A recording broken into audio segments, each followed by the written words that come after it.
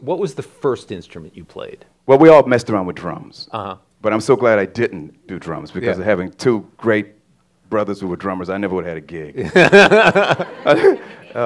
And then I saw the bass. Actually, I saw the upright bass in high school orchestra, and I really, really dug it. Right. And it spoke to me. Well, how so? Why? Well, you know how you walk into a class and you just see it, and then all of a sudden you love it, you know. And then I got a bass guitar, a red bass guitar, which was a pretty cheap thing, you know. Yeah. But then I really got into it because I studied with the late great Louis Satterfield, who actually is the co-author of our bass book. Sure. And then on Thursdays I would do the classical lessons, Right. you know, Bartok, Beethoven, Stravinsky, all of those guys. You know. Well, I mean, that's fascinating to me. That here you had Louis Satterfield, you know, teaching you, you know, if you will, kind of the R&B oriented or even the jazz oriented Right. bass, and then you had this classical training, Right. Ultimately going on to work in R&B and jazz.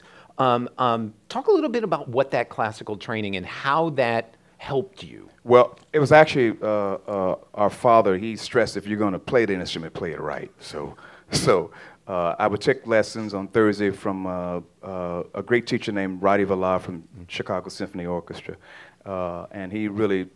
I studied out of the ballet book. For those who don't, that's a classical book, and the Samandal book, which is another classical book, and other great bass players who studied out of Samandal was Stanley Clarke, Christian McBride, all of those.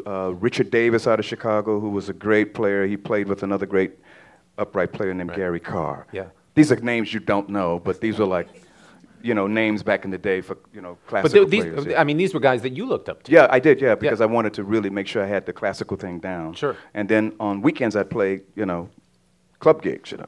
You know. Now, when as you were working on the classical stuff and doing that if you will lesson work, Yeah. were you like any kid? Were you resistant to that? Would you have rather been out playing with your brothers or playing in a Not band at all. or whatever? It was all music. Uh-huh. I dug Yeah. everything. It was great. All of it was great because it gave me a chance to like hear all kind of music. And then I was in the All-American High School Orchestra with Carmen Dragon, and Leonard Bernstein came and conducted. But we were like 15, 16 years old, you know. So you know. What was that? Do you remember that? What was that like with Leonard Bernstein? He was screaming and hollering all the time, you know. Do this, do that, do this, you know, and the one and two and one and the one, you know. And he had all these big gestures and he was doing all that stuff. You know? So he, you know, that's what I remember. Then I got older. I said, oh, now I know why he does all that stuff, you know.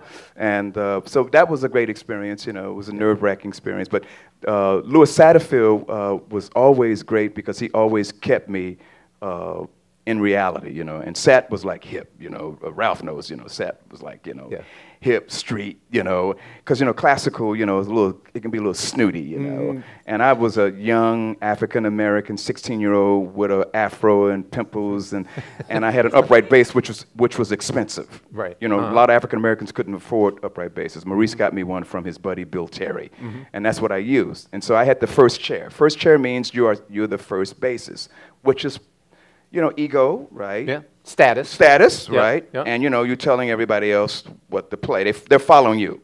So on my lessons with Sat, which I would take on Sundays, I said, Sat, I got the first chair. I got the first chair. He said, well, y'all playing the same stuff, ain't you? So what? So that was over. Right. Yeah.